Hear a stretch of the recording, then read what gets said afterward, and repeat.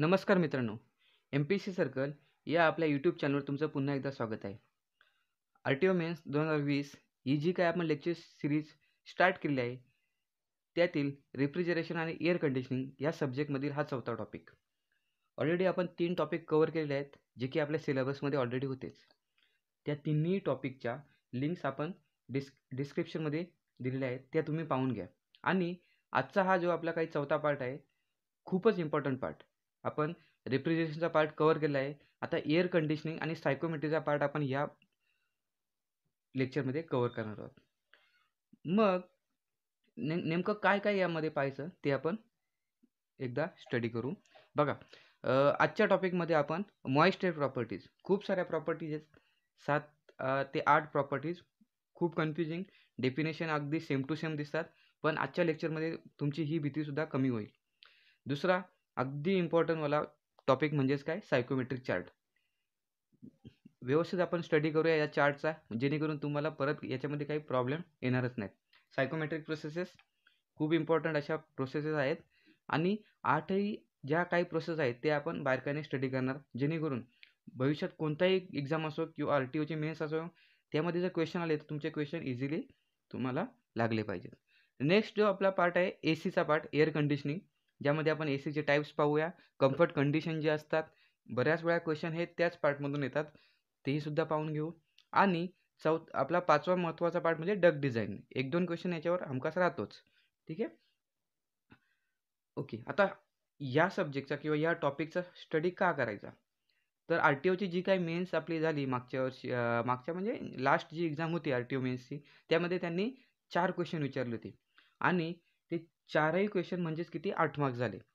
हे जे 4 क्वेश्चन होते ते अगदी एकदम सिंपल पद्धतीने विचारले होते. जर तुम्ही हा चॅप्टर व्यवस्थितपणे लक्ष देऊन पाहिला किंवा ऐकला, तर तुम्हाला हे 4ही क्वेश्चन जेव्हा तुम्ही सॉल्व्ह करायला घ्यावा तेव्हा इझिली सॉल्व्ह होऊन जातील. आणि आपण नेक्स्ट लेक्चरमध्ये बाकी क्वेश्चन सिरीज घेणारच आहोत. आपण जेवढे काय आयोगाने विचारलेले क्वेश्चन असेल किंवा प्रिव्हियस इयर क्वेश्चन आहेत, त्याचा आपण बारकाईने स्टडी करणारच आहोत. ठीक आहे, तर मग एक्झाम म्हटल्यानंतर तुम्हाला सर्वांना माहीत आहे की 1-2 मार्क्स हा किती इम्पॉर्टंट असतो, किंवा 0.5 साठी सुद्धा सिलेक्शन राहून जातं. त्याच्यामुळं हे 4 मार्क्स तुम्ही, जे काही 4 क्वेश्चन आहेत आणि 8 मार्क्स आहेत, ते तुम्ही कसे मिळवाल याचा आपण प्रयत्न करूया. ठीक आहे, चला तर मग लेक्चरला आपण आता सुरुवात करूया. आता सायकोमेट्री. सायकोमेट्री म्हणजे काय, जेव्हा आपण एअर असते आणि वॉटर वेपर असते, यांचा जेव्हा कंबाईनली स्टडी करतो किंवा त्याच्या प्रॉपर्टीचा स्टडी करतो, त्याला सायकोमेट्री म्हणतो. मग आता एअरचे पण 2 टाईप्स असतात. एक असतो टाईप आपला ड्राय एअर, एक असतो ड्राय एअर, आणि एक असते मॉइस्ट एअर. ठीक आहे, ड्राय एअर म्हणजे काय, ज्या एअरमध्ये तुमचे नॉर्मली ऑक्सिजन, नायट्रोजन हे गॅसेस असतात, तिला आपण ड्राय एअर म्हणतो. आणि मॉइस्ट एअर म्हणजे काय, की तुमची नॉर्मली जी काही ड्राय एअर असणार आणि तिच्यामध्ये जर एक्स्ट्रा आपण वॉटर वेपर ॲड केला, तर तिचं दोघांचं कॉम्बिनेशन म्हणजेच काय, तुमची मॉइस्ट एअर. मग ड्राय एअरमध्ये जो काही तुमचा ड्राय एअरचा मॉलिक्युलर वेट असणार आहे तो 28.96, म्हणजे अप्रॉक्सिमेटली आपण 29 कन्सिडर करतो, आणि हा गॅस कॉन्स्टंट झाला. ठीक आहे, 287.03 जूल पर kg केल्विन. सगळ्यात महत्त्वाची, बऱ्याच वेळा एक्झाममध्ये क्वेश्चन आपल्याला पाहायला मिळतो की सॅच्युरेटेड एअर म्हणजे काय. बघा, आता मी एकदा वाचून घेतो की जेव्हा मिक्सचर असतं कोणाचं, ड्राय एअर आणि वॉटर वेपरचं जेव्हा मिक्सचर असतं, त्या मिक्सचरमध्ये आपण पाहतो की मॅक्सिमम अमाऊंट जी काही वॉटर वेपर आहे, ती जर आपल्याला त्याच्यामध्ये आढळली किंवा तिच्यामध्ये होल्ड केलेली असेल, या ड्राय एअर आणि वॉटर वेपरच्या मिक्सचरमध्ये, त्या मिक्सचरने जर वॉटर वेपरची मॅक्सिमम क्वांटिटी जर होल्ड केली असेल एका गिवन टेम्परेचरला आणि प्रेशरला, तर त्याला काय म्हणतो आपण, sir, that is nothing but saturated air. अगदी सिंपल भाषेत म्हटलं, बघा, ड्राय एअर आणि वॉटर वेपरचं मिक्सचर आहे, आणि त्या मिक्सचरमध्ये तुमची जी काही वॉटर वेपर आहे ती मॅक्सिमम अमाऊंटमध्ये जर अवेलेबल असेल, तर त्याला काय म्हणतो आपण, सर, सॅच्युरेटेड एअर. ठीक आहे, समजलं. बघा, ओके. टेम्परेचर्स. जेव्हा मॉइस्ट एअरच्या प्रॉपर्टीज आपण स्टडी करत असतो, तेव्हा वेगवेगळ्या टाईपचे आपल्याला किंवा वेगवेगळ्या प्रकारचे टेम्परेचर्स पाहायला मिळतात. मग एअरचा स्टडी करायचे, मग त्यावेळेस मधला पहिला जो काही आपला टेम्परेचर आहे, that is nothing but our dry bulb temperature. ठीक आहे, नॉर्मली आपण टेम्परेचर मेजर करण्यासाठी काय वापरतो, वेगवेगळ्या प्रकारचे थर्मोमीटर वापरतो, किंवा बाकी काही जे इन्स्ट्रुमेंट आहेत, स्टँडर्ड इन्स्ट्रुमेंट, ते आपण यूज करत असतो. मग त्या थर्मोमीटरने जी काही रिडिंग दिली आपल्याला एका नॉर्मल टेम्परेचरला किंवा प्रेशरला, ती काय जी काय आपली रीडिंग आहे आणि तो जो काही टेम्परेचर आहे त्याला ड्राय बल्ब टेम्परेचर म्हणतो. बघा, it is nothing but the temperature that is noted by the standard thermometer. आणि तो एक प्रकारे आपले काय करतो, सेन्सिटिव्हिटी मेजर करतो. सेन्सिटिव्हिटी म्हणजे काय, जेवढा काही तुमच्या ड्राय बल्ब टेम्परेचरमध्ये चेंजेस होतात त्याचप्रमाणे, ठीक आहे, त्याचप्रमाणे तुमचा जो काही थर्मोमीटर आहे तो तुमचा अप अँड डाऊन होत राहतो. आता ड्राय बल्ब टेम्परेचरमध्ये जे काही चेंजेस आहेत that is nothing but our sensible heat changes. म्हणजे सेन्सिबल हीट असणार. तुम्हाला मागे सांगितलेलं मी का सेन्सिबल हीट म्हणजे काय सर, तर nothing but the heat which is given to the particular substance which create particular temperature changes. ज्या हीटने टेम्परेचर चेंजेस होतात त्याला आपण काय म्हणतो, सेन्सिबल हीट. नेक्स्ट आहे आपला वेट बल्ब टेम्परेचर. आता जी काय आपली थर्मोमीटर आहे, थर्मोमीटर तिचा जर समजा जो काही बल्ब असतो, ही अशी थर्मोमीटर असते, तिचा जो काही बल्ब असतो बॉटमवाला ज्याच्यामध्ये मर्क्युरी स्टोअर केले असते, तो जर बल्ब तुम्ही वेट क्लॉथने कव्हर केला आणि मग जर तुम्ही रीडिंग घेतली किंवा एअरमध्ये अशी त्याला वर केली म्हणजे अशी स्विंग केली आणि जी काही तुम्हाला रीडिंग भेटेल तिला काय म्हणतो आपण, वेट बल्ब टेम्परेचर. ठीक आहे. बघा, परत एक सांगतो, वेट बल्ब टेम्परेचर म्हणजे काय, तुमचा जो काही थर्मोमीटरचा बल्ब असेल त्याला जर तुम्ही वेट क्लॉथने कव्हर केलं आणि मग त्याच्याने आणि असं एअरमध्ये स्विंग केलं किंवा वर केलं तर जी काही रीडिंग भेटते ती काय म्हणते, nothing but weight bulb temperature. आता वेट बल्ब टेम्परेचर म्हणजेच काय, तुमच्या अमाऊंट किती इन्थाल्पी कंटेंट आहे त्याच्यामध्ये तेही ते इंडिकेट करतं. आणि जे हीट बॅलन्स कंडिशन आहे एअरची ती कशाने आपण इंडिकेट करतो, वेट बल्ब टेम्परेचरने. ठीक आहे. Plus point, wet bulb temperature property नाही आहे एअरची, ही सिस्टमची काही प्रॉपर्टी नाही आहे. सेन्सिबल हीट ट्रान्सफर, मग हीट बॅलन्स कंडिशन म्हणजेच काय, sensible heat transfer to the system equal to the latent heat transfer from the system. एक्झामला क्वेश्चन येऊ शकतो की हीट बॅलन्स कंडिशन म्हणजेच काय, मॉइश्चरसाठी तर सेन्सिबल हीट किती ट्रान्सफर केली आपण सिस्टममध्ये आणि लॅटेंट हीट किती बाहेर पडली, that is nothing but heat balance condition. ठीक आहे. सायकोमेट्री जेव्हा आपण स्टडी करणार चार्ट त्यामध्ये तुम्हाला समजेल की वेट बल्ब म्हणजेच टोटल एन्थाल्पी का, तर ते आपण पाहूया. ठीक आहे. नेक्स्ट आपला इम्पॉर्टंट जो काय टेम्परेचर आहे that is nothing but due point temperature. आता ड्यू पॉईंट टेम्परेचर म्हणजेच काय, की असा एक टेम्परेचर की ज्या टेम्परेचरला तुमची एअर गेली का तिच्यामधली जी काही वॉटर वेपर आहे तिचं कंडेन्सेशन स्टार्ट होणार. मीन्स वॉट बघा आता, it is a temperature at which condensation start in unsaturated moist air. तुमची मॉइस्ट एअर आहे, मॉइस्ट एअर म्हणजे काय, dry air plus water vapour, बरोबर, dry air plus water vapour. आणि ती एअर तुमची अनसॅच्युरेटेड कंडिशनला आहे. सॅच्युरेशन म्हणजे काय, जेव्हा तुमची एअर मॉइस्ट एअर म्हणजेच काय, ड्राय एअर प्लस वॉटर वेपरमध्ये वॉटर वेपरचं प्रमाण जास्त, तेव्हा तिला म्हणतो आपण सॅच्युरेशन कंडिशन. आणि अनसॅच्युरेटेड म्हणजे काय, जी काही वॉटर वेपर आणि एअर आहे ती एका पर्टिक्युलर क्वांटिटीमध्ये, वॉटर म्हणजे ह्या मिक्सचरमध्ये वेपरची क्वांटिटी जास्त नसणार आहे. ठीक आहे. बघा आता, जेव्हा अनसॅच्युरेटेड कंडिशनला असणार आहे आणि त्या टेम्परेचरला पोचल्यानंतर तिचं कंडेन्सेशन स्टार्ट होतं, तेव्हा त्याला काय म्हणतो आपण, का तो टेम्परेचर म्हणजेच काय असणार आहे, ड्यू पॉईंट टेम्परेचर. ठीक आहे. परत एकदा लक्षात घ्या, the due point temperature is nothing but the temperature at which condensation of air start in unsaturated condition. ठीक आहे. ओके. मग जेव्हा एअर सॅच्युरेटेड असते, जेव्हा एअर सॅच्युरेटेड असते तेव्हा dry bulb temperature, weight bulb temperature आणि ड्यू पॉईंट टेम्परेचर हे तिन्ही काय असतात, सेम असतात. हे तिन्ही पॉईंट काय असतात, सेम असतात. ठीक आहे. चला, आता एक आपल्याला महत्त्वाचा पॉईंट आढळतो तो म्हणजे वेट बल्ब डिप्रेशन. आता वेट बल्ब डिप्रेशन म्हणजेच काय, एक्झाममध्ये डायरेक्ट विचारतात वेट बल्ब डिप्रेशन म्हणजे काय, जेव्हा ड्राय बल्ब टेम्परेचर आणि वेट बल्ब टेम्परेचर यांचा डिफरन्स घेतो त्याला काय म्हणतो, वेट बल्ब डिप्रेशन. ठीक आहे. मग डायरेक्टली डेफिनेशन काय, dry bulb temperature and wet bulb टेम्परेचरचा डिफरन्स म्हणजेच काय, wet bulb depression. Dew point depression same, that is nothing but dry bulb temperature minus dew point temperature, DPT, यांचा जो difference असतो त्याला ड्यू पॉईंट डिप्रेशन म्हणतात. ठीक आहे. Okay. Next important property, humidity. दोन टाईपच्या ह्युमिडिटी नेहमी पाहतो आपण, एक असते स्पेसिफिक ह्युमिडिटी आणि एक असते रिलेटिव्ह ह्युमिडिटी. पहिली ह्युमिडिटी पाहूया, स्पेसिफिक ह्युमिडिटी. बघा लक्षात घ्या, it is nothing but ratio of mass of water vapour, मी काय म्हटलं, वॉटर वेपरचा mass to the mass of dry air. कसला, mass of dry air, water वेपरचा मास अपॉन ड्राय एअरचा mass in given volume of mixture. In given volume of mixture. Mixture म्हणजे काय, दोघांचा mixture, water vapour plus dry air यांच्या मिक्सचरमध्ये, water vapour plus dry air यांच्या मिक्सचरमध्ये water वेपरचा किती मास आहे आणि ड्राय एअरचा किती मास आहे, या दोघांचा जेव्हा आपण रेशो घेतो एका गिवन टेम्परेचरला, त्याला काय म्हणतो, specific humidity.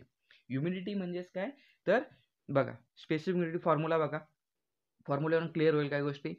Mass of water vapour किंवा मास ऑफ वेपर म्हटले त्यांनी MV upon mass of dry air, बरोबर.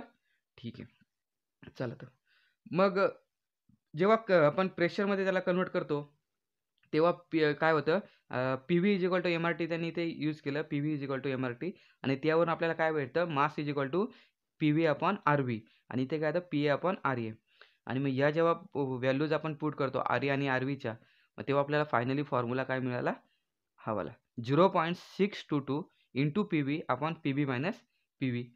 ठीक आहे, लक्षात ठेवण्यासारखी गोष्ट, फक्त डेफिनेशनला व्यवस्थित लक्षात ठेवा, बाकी कोणी विचारणार नाही. आणि हा जो फॉर्म्युला मी ब्रॅकेट केला आहे तो फॉर्म्युला लक्षात, 0.622 into PV upon PB minus PB. PV म्हणजे काय, वेपर प्रेशर, आणि PB म्हणजे काय, atmosphere pressure, 1.0132 bar.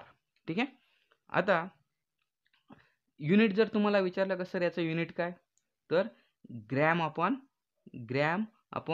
kg of dry air. काय म्हटलं मी, gram upon kg of dry air. ठीक आहे, gram upon kg of dry air. ठीक आहे, लक्षात ठेवा, युनिट पण विचारू शकतात. ठीक आहे, लिहून घ्या तर कुठे. नेक्स्ट आपला पॉईंट आहे रिलेटिव्ह ह्युमिडिटी.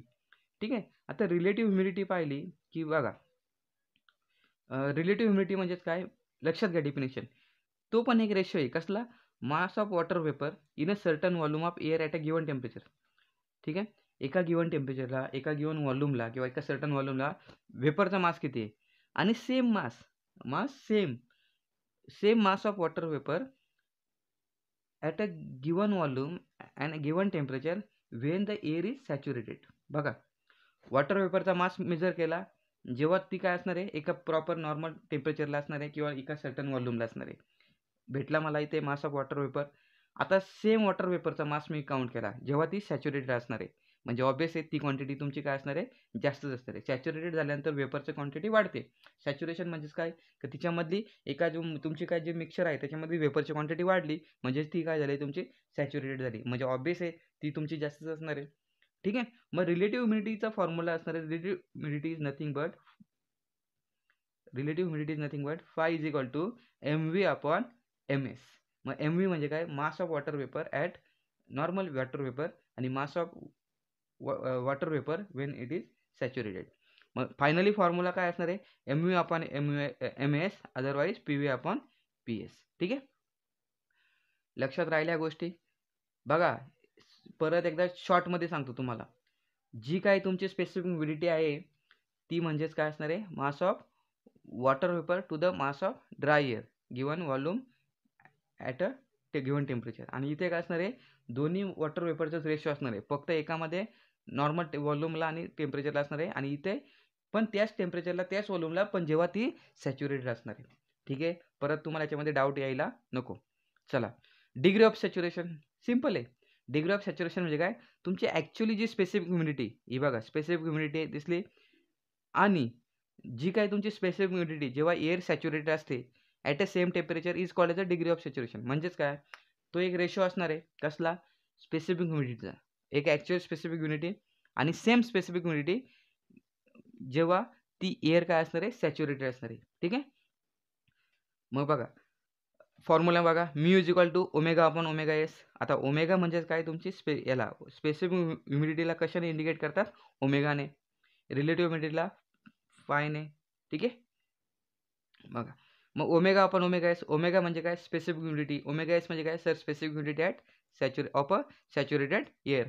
फॉर्म्युला तुम्हाला लक्षात आला ओमेगाचा, 0.622 PV upon PB minus PV. इथे पण तेच केलं, 0.622 PV upon PB minus PV. पण इथे काय म्हटलं त्यांनी डिनॉमिनेटरमध्ये, इथे काय म्हटलं आहे की तुमची जी काही स्पेसिफिक ह्युमिडिटी असणार आहे ती सॅच्युरेशन कंडिशनला, म्हणून मी काय केलं, PVला रिप्लेस केला PSने. मग फायनली मला फॉर्म्युला काय होणार, हे जे कट होणार ना, हे कट झालं, हे कट झालं आणि बाकी काय कट होणार, बाकी काहीच नाही. मग हे अरेंजमेंट करून काय होणार formula, P V is equal to P B minus P S आणि P S into P B minus P V. ठीक आहे. आता हे बेसिक अरेंजमेंट तुम्हाला येतच असेल, एवढं काही याच्यामध्ये हे केलेलं नाही आहे. हे खाली, हे जो याचा डिनोमिनेटर खाली जाणार, याचा डिनोमिनेटर वर जाणार, बाकी काही नाही. ठीक आहे. चला, आता एक चार्ट दिसतोय. 2 प्रेशर तुम्हाला समजले. कसं तर एक नॉर्मल वेपर प्रेशर असतो, ज्याच्यावर तुम्हाला नॉर्मल एक वेपर क्रिएट होत असते आणि एक असतो सॅच्युरेशन प्रेशर. ठीक आहे. मग तुम्हाला मागे मी तुम्हाला एक चार्ट सांगितलेला मागच्या लेक्चरमध्ये बघा. जेव्हा आपण ही जी प्युअर सबस्टन्सचा चार्ट पाहतो किंवा डायग्राम पाहतो, तेव्हा तुम्हाला एक माहिती आहे की एका प्रेशरला सगळी प्रोसेस होत असते. आता ही जी लाईन असते तिला म्हणतो सॅच्युरेटेड लिक्विड लाईन, नाही ही सॅच्युरेटेड वेपर लाईन असते. आणि मग सॅच्युरेटेड म्हणजे काय, ह्या पॉईंटला तुमचा फेज चेंज स्टार्ट होते, त्या पॉईंटला काय म्हणतात सॅच्युरेशन. मग बघा, जेव्हा मी वेपर प्रेशरची बात करतो, वेपर प्रेशरचा या वेपर प्रेशरचा जो काही तुमचा सॅच्युरेशन टेम्परेचर, मग कोणतीही गोष्ट सॅच्युरेशन टेम्परेचर, आता वॉटरचा म्हटला का वॉटरचा सॅच्युरेशन टेम्परेचर काय असतो 100 डिग्री. मग जेव्हा वेपर प्रेशरला मी जेव्हा त्याचा टेम्परेचर फाइंड करतो, तर तो माझा टेम्परेचर काय असतो, ड्यू पॉईंट टेम्परेचर, कोणाचा, आपल्या मिक्सरचा, मॉइस्ट एअरचा. आणि सेम जेव्हा ती मॉइस्ट एअरचा स्टडी करतो सॅच्युरेशन प्रेशरला, जेव्हा तिचा स्टडी करतो मी सॅच्युरेशन प्रेशरला, तेव्हा तिचा सॅच्युरेशन टेम्परेचर काय असतो, तुमचा ड्राय बल्ब टेम्परेचर. काय असतो, ड्राय बल्ब टेम्परेचर. मग कुठं उद्या एक्झामला काय येणार, की जेव्हा वेपर प्रेशरला तिचा स्टडी करतो, तेव्हा तिचा सॅच्युरेशन टेम्परेचर काय असतो, तसं तो काय असतो, ड्यू पॉईंट टेम्परेचर. आणि जेव्हा, ठीक आहे, सॅच्युरेशन प्रेशरला करतो तेव्हा तो काय असतो, ड्राय बल्ब टेम्परेचर.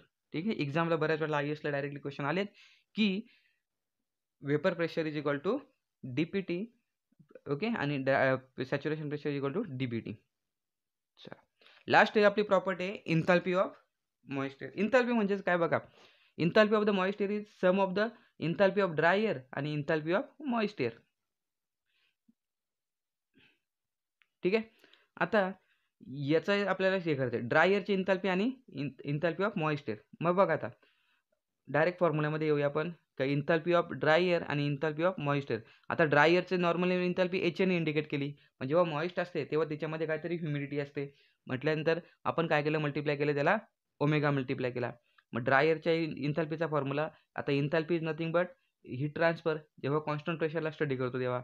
आणि हीट ट्रान्सफरचा फॉर्म्युला काय असतो, MCP डेल्टा टी. पण इथं टेम्परेचर चेंजेस आहे का, नाही सर, म्हणून काय केला मी, एक सिंगल टी घेतला, म्हणजे CPT झाला आणि ओमेगा मी बाहेर ठेवला या ब्रॅकेटमध्ये. आणि आतमध्ये काय येणार, त्याची फेज चेंज होणार म्हणून HFG येणार, इंथाल्पी फेज चेंज होणार म्हणून काय येणार, इंथाल्पी HFG. बरोबर, या आतमध्ये जे काही फेज चेंज होतं त्याला HFG ने इंडिकेट करतात, आणि बाहेर जे असणारे वेपर तिला कशाने इंडिकेट करतात, CPW. म्हणजेच काय, वेपरचा जो काय आपल्याला CP असणार आहे तो आणि इंटू टी. मग फायनली त्या व्हॅल्यू पुट केल्या. एअरची CP किती असतो, 1.005 T इथे बघा, आणि ओमेगा तसंच राहणार. HFG किती असणार आहे, वॉटर वेपरचा 2500 एक स्टँडर्ड टेम्परेचरला घेतला तर, आणि CPW काय असणार आहे, 1.88 T. हा झाला आपला final formula. H is equal to 1.005 T. T आपला normal dry bulb temperature plus omega specific humidity under bracket 2500 plus 1.88 into dry bulb temperature. मग युनिट काय असणार आहे, kilo joule per kg of dry air. तीन गोष्टी लक्षात ठेवा, definition, हा फॉर्म्युला, युनिट. ठीक आहे. आपल्या प्रॉपर्टीज कव्हर झाल्यात. होप सो काही तुम्ही विसरणार नाहीत या परत कधी. चांगल्या पद्धतीने तुम्हाला मी समजवण्याचा प्रयत्न केला आहे. नेक्स्ट आहे आपला सायकोमेट्रिक चार्ट. बघा, सायकोमेट्रिक चार्टमध्ये जो काही ॲप्सिस असतो त्याला म्हणजे काय म्हणतात, एक्स जेव्हा आपला हे असतो, एक्स कॉर्डिनेट म्हणतो त्याला, तो आपला ड्राय बल्ब टेम्परेचर असतो. आणि वाय कॉर्डिनेटला, ज्याला मग ऑर्डिनेट म्हणतो, त्याला आपलं असतं ओमेगा असते. ओमेगा म्हणजे काय, स्पेसिफिक ह्युमिडिटी. मग स्पेसिफिक ह्युमिडिटी काय असते, ठीक आहे, ते तुम्हाला मागे सांगितलं जाईल. आता बघूया, बऱ्याच वेळा त्याच्यामध्ये सॅच्युरेशन कर्व असतो, सॅच्युरेशन लाईन्स असतात, आणि काही काय असतात, कॉन्स्टंट इंथाल्पी लाईन्स असतात. हे नॉर्मली एक चार्टचा ओव्हरव्ह्यू झाला, की आपल्याला जेव्हा स्टडी करायला चार्ट घेतो तो अशा पद्धतीने असतो. आता ह्या चार्टमध्ये ज्या काही प्रॉपर्टीज आपल्या असतात त्याचा आपण नेक्स्ट स्लाइडमध्ये स्टडी करूया. तर बघा, समजलं, कधी कधी विचारतात एक्झाममध्ये की त्याच्या एक्स ॲक्सिसला काय असतो, वायला काय असतो, हे याच्यावरून समजून घ्या. बाकी सॅच्युरेशन कर्व असतात.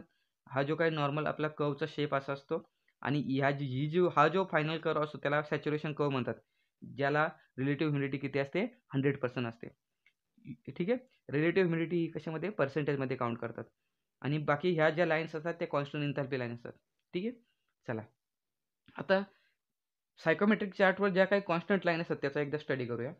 हां, सेम चार्ट आहे बघा. ड्राय बल्ब टेम्परेचर एक्स ॲक्सिसला, वाय ॲक्सिसला स्पेसिफिक ह्युमिडिटी. ठीक आहे. आणि हा जो चार्ट असतो तो एका कॉन्स्टंट प्रेशरला तुम्ही म्हणजे ड्रॉ केलेला असतो, कॉन्स्टंट प्रॉपर. ओके. आता बघा ह्या टाईपचे जे काही कर्व असतात असे, ते कर्व काय असतात रिलेटिव्ह ह्युमिडिटी असतात. काय असतात असे कर्व काय असतात, हे रिलेटिव्ह ह्युमिडिटी असतात. समजलं? ठीक आहे. मग रिलेटिव्ह ह्युमिडिटी ही इथे मी तुम्हाला सांगितलं का हा जो पॉईंट आहे, ही जी लाईन, हा जो कर्व आहे तो काय झाला तुमचा, हा कर्व काय असतो सॅच्युरेशन कर्व, ज्याला रिलेटिव्ह ह्युमिडिटी किती असते 100%. मग रिलेटिव्ह ह्युमिडिटी इथे 100 आहे, मग ती अशी 80, 90, 70, 50, 40 अशी कमी कमी होत जाते. ठीक आहे. रिलेटिव्ह ह्युमिडिटी पहिला पॉईंट.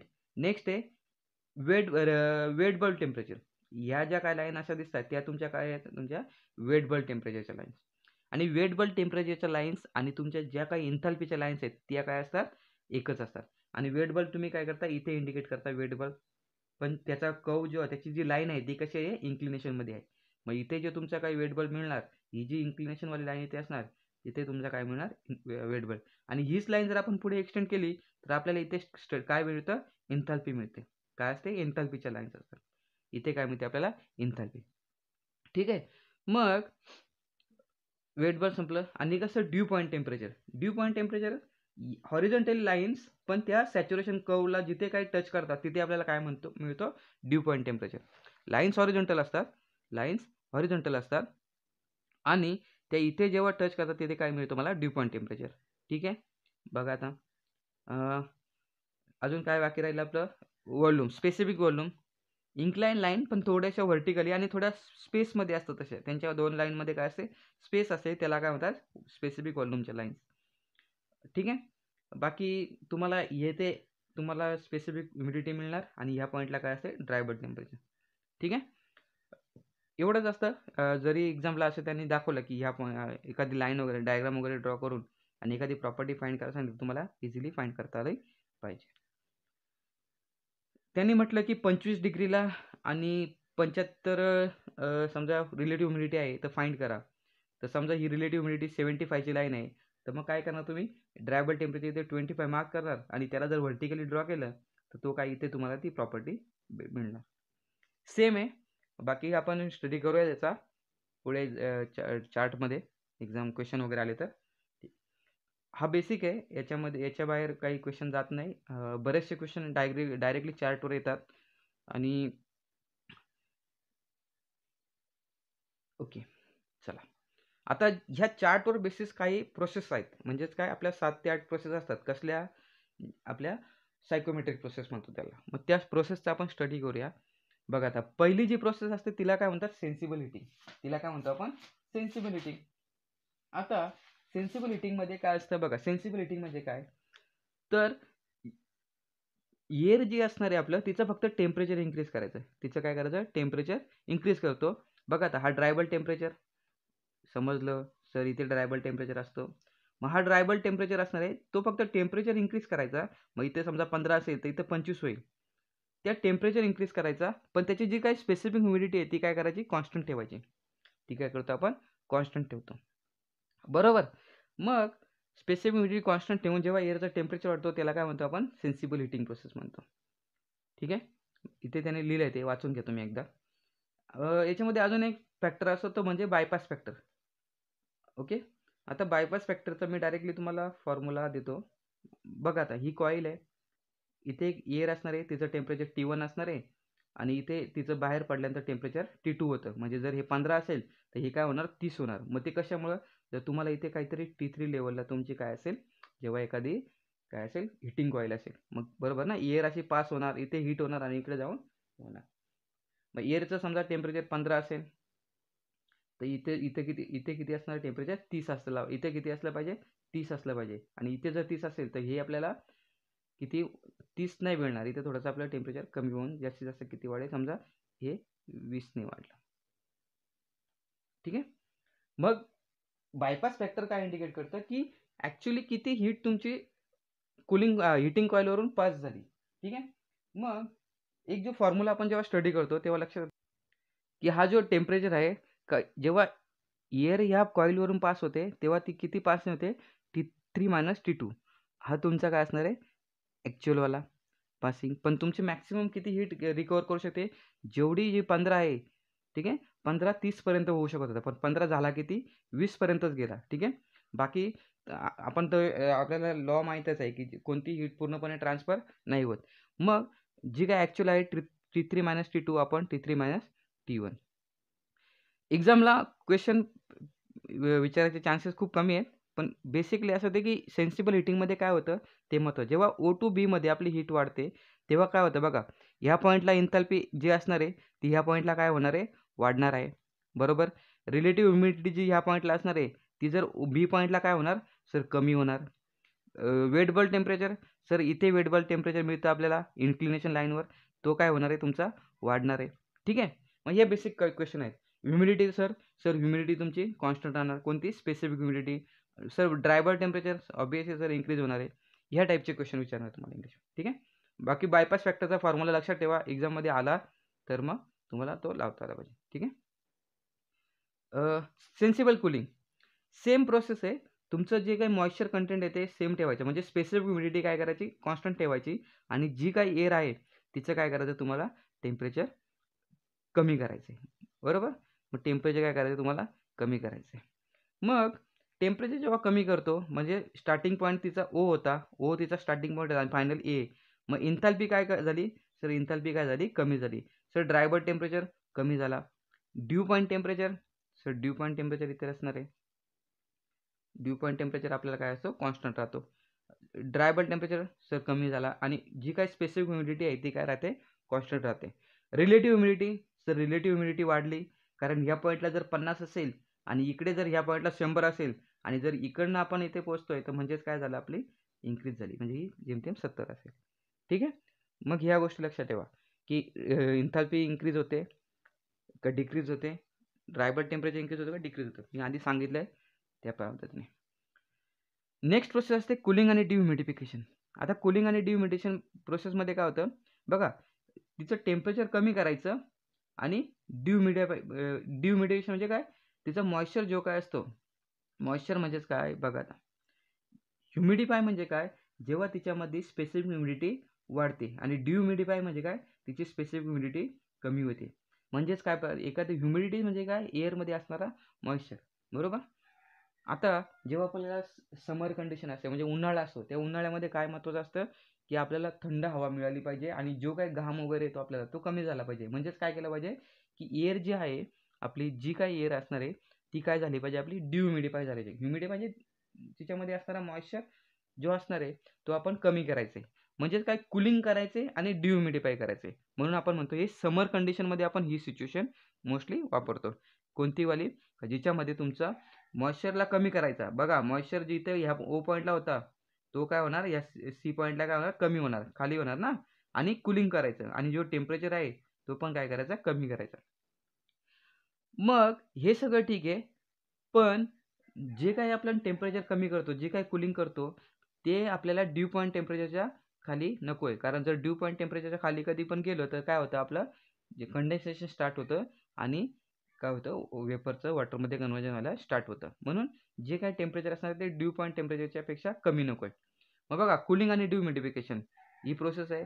बाकी तुम्ही मग लक्षात घ्या की मग इंथॅल्पी वाढते का कमी होते, ह्युमिडिटी कमी होते का, ड्राय बल्ब टेम्परेचरचा काय इफेक्ट होतो, हे तुम्ही स्टडी करा आता स्वतः.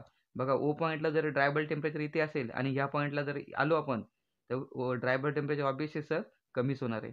ठीक आहे. चला, कूलिंग आणि डिह्युमिडिफिकेशन लक्षात ठेवा. कूलिंग करायचं आहे आणि मॉइश्चर कमी करायचे, डिह्युमिडिफाय करायचे, स्पेसिफिक ह्युमिडिटी कमी करायचे. म्हणजेच काय, कोणती कंडिशन, समरवाली कंडिशन. ठीक आहे. नेक्स्ट प्रोसेस आहे हिटिंग आणि डिह्युमिडिफिकेशन. आपण इंडस्ट्रीमध्ये मोस्टली वापरतो. बघा, हिटिंग केलं, O पॉईंट माझा स्टार्टिंग पॉईंट होता, O पॉईंटपासून फायनल पॉईंटला गेलो, माझं टेम्परेचर वाढलं, आणि डिह्युमिडिफाय केलं. म्हणजेच काय केलं मी सर, मॉइश्चरला काय केला मी, कमी केला. मॉइश्चरला काय केला मी, तर कमी केला. ठीक आहे. इंडस्ट्रीमध्ये मोस्टली ह्या प्रोसेससाठी काय करतात, सिलिका जेल म्हणून एक हे असतं मटेरियल असतं, ते वापरतात. सिलिका जेल काय करतं, हीट ॲब्सॉर्ब करतं आणि मॉइश्चर आपला हीट त्याला देऊन टाकतं. म्हणजे काय करतं, की जी काही आपली रेफ्रिजरंट किंवा आपले हे असणार आहे, एअर असणार आहे, त्याच्यामधून काय करतं तो मॉइश्चरला ॲब्सॉर्ब करून घेतो आणि मॉइश्चरला ॲब्सॉर्ब केलं म्हणजेच काय करतं, हीट ॲब्सॉर्ब केली त्याच्यातली, तो काय करतो, त्याच्यामुळे त्याचं टेम्परेचर वाढतं एअर सिलिका जेलचं आणि तो परत मग हीट रिलीज करतो. म्हणजे डिह्युमिडिफाय करतो. मॉइश्चर ॲब्सॉर्ब करून डिह्युमिडिफिकेशन करतो आणि परत हीट सप्लाय करून, एन्थाल्पी सप्लाय करून तो काय करतो, त्याची हीट पण वाढवतो. हे लक्षात ठेवा सिलिका जेल. आणि ही जी काही प्रोसेस आहे हिला अ, एक नाव आहे, लक्षात ठेवा. ॲडियाबॅटिक काय म्हणतो मी, ॲडिया, हे लक्षात ठेवा, हे महत्त्वाचं आहे. Adiabatic chemical dehumidification. Adiabatic chemical adiabatic chemical dehumidification. तुम्ही हवं तर लक्षात लिहून घ्या, डिह्युमिडिफिकेशन. ठीक आहे. सिलिका जेल याच्यामध्ये यूज करतात आणि ॲडियाबॅटिक केमिकल डिह्युमिडिफिकेशन म्हणतात या प्रोसेसला. हीटिंग आणि डिह्युमिडिफिकेशन प्रोसेस म्हणतात. एक असतं नेक्स्ट कूलिंग आणि ह्युमिडिफिकेशन. बघा आता, कन्फ्यूज नको व्हायला. सर कूलिंग करायचं आहे, ठीक आहे, टेम्परेचर कमी करायचं आहे आणि ह्युमिडिफाय करायचे, म्हणजेच काय करायचं, मॉइश्चर वाढवायचे. समजलं? बघा, केलं का? बघा सर, टेम्परेचर इथे होतं ओरिजिन आणि हा फायनल. मला सांगा, ओरिजिनपासून फायनलला गेलो, ड्राय बल्ब टेम्परेचर कमी झाला, सर टेम्परेचर कमी केला. ह्या पॉईंटला ओमेगा 1 होतो, या फायनल पॉईंटला ओमेगा फायनल आलो, सर ह्युमिडिटी वाढली. ही जी प्रोसेस असते ना, ही आपल्या विंटरमध्ये वापरतात. कधी, विंटर जे वैसे असतो ना त्याच्यामध्ये. कारण विंटरमध्ये काय होतं, मॉइश्चर कमी झालं असतो, आपली स्किन ड्राय होते ना. कारण काय होतं, एअरमधला जो मॉइश्चर संपलेला असतो, मग एअर आपल्या कॉन्टॅक्टमध्ये येते आणि एअर काय करते, आपल्या बॉडीवरचा जो काही मॉइश्चर त्याला खेचायचा प्रयत्न करते. पण पण त्यावेळेस तिला काय होतं, मॉइश्चर काही सापडत नाही. मग ती आपल्या बॉडीच्या स्किनमधून काहीतरी मॉइश्चर, वॉटर किंवा वेपर जे असणार आहे, मॉइश्चर खेचायचा प्रयत्न करते आणि त्या कंडिशनमध्ये काय होते, स्किन होऊन जाते ड्राय. कारण स्किनवरचा सगळा मॉइश्चर उडून गेला की स्किन होऊन जाते ड्राय होऊन जाते. मग कूलिंग ठीक आहे. ओके. विंटरमध्ये कूलिंग नाही, आपल्याला विंटरमध्ये हीटिंग पाहिजे. ती नेक्स्ट प्रोसेस आहे. अच्छा, कूलिंग करायचं आहे आणि ह्युमिडिफाय करायचं आहे. मग ह्युमिडिफिकेशनची प्रोसेस आपल्याला इथे अप्लाय करायची आहे. ठीक आहे. आणि कूलिंग करायचं आहे, हीटिंग नाही. ओके. चला नेक्स्ट आहे आपली हीटिंग आणि ह्युमिडिफिकेशन. अच्छा, ही आपली विंटरमध्ये वापरतात. ओके. लास्ट प्रोसेस नाही. लास्ट प्रोसेस आपली यूज करतात आपल्या इंडस्ट्रीमध्ये मोस्टली यूज करतात. कूलिंग करायचं असतं आणि ह्युमिडिफाय करायचं. ठीक आहे. मॉइश्चर वगैरे स्प्रे करून ह्युमिडिफाय करू शकतो आपण आणि कूलिंग ते नॉर्मली आपल्या कूलिंग आपण रेफ्रिजरेशन सिस्टमने करतोच. नेक्स्ट प्रोसेस आहे हीटिंग आणि अच्छा, एक लक्षात ठेवा, ही आपली प्रोसेस असते विंटरमध्ये वापरतो. कारण विंटरमध्ये आपलं ऑलरेडी वातावरण कोल्ड झालं असतं. त्या कंडिशनमध्ये आपण काय करतो, हीट सप्लाय करतो आणि ह्युमिडिफाय करतो प्रोसेसला. ठीक आहे. चार्ट बघा. बघा, हीटिंग केलं, ओपासून फायनलपर्यंत गेलं, ओपासून आणि ह्युमिडिफाय केलं म्हणजे काय काढलं, मॉइश्चर मी काय केला, वाढवला. हिवाळ्यामध्ये हमेशा आपल्याला मॉइश्चरची गरज असते, म्हणून तर मॉइश्चराइज क्रीम वगैरे आपण यूज करतो, बरोबर. मग ही प्रोसेस असे आपल्या. बाकी तुम्ही प्रॉपर्टी स्टडी करा. बघा, 1 पॉईंट आहे, 2 पॉईंट आहे, मग आपला इंथाल्पी वाढते का कमी होते, सर ऑब्वियसली सर इंथाल्पी या पॉईंटपासून इथे वाढणार आहे. Sir relative humidity, sir relative humidity बघा, इथे सर रिलेटिव्ह ह्युमिडिटी जास्त असते, इथे रिलेटिव्ह ह्युमिडिटी कमी असते, म्हणजे रिलेटिव्ह ह्युमिडिटी सर कमी होणार. ठीक आहे. चला, ओके. थँक्यू. व्हिडिओ थोडा लेंदी होईल म्हणून मी फक्त त्याचा अर्धा पार्ट कव्हर केला आणि जो काही एअर कंडिशनचा पार्ट आहे तो आपण नेक्स्ट लेक्चरमध्ये कव्हर करूया. काय डाऊट्स असतील तर कमेंट बॉक्समध्ये नक्की कमेंट करा आणि नेक्स्ट लेक्चर जे काही एअर कंडिशनर असणार आहे ते नक्की पहा. ठीक आहे. ओके. थँक्यू.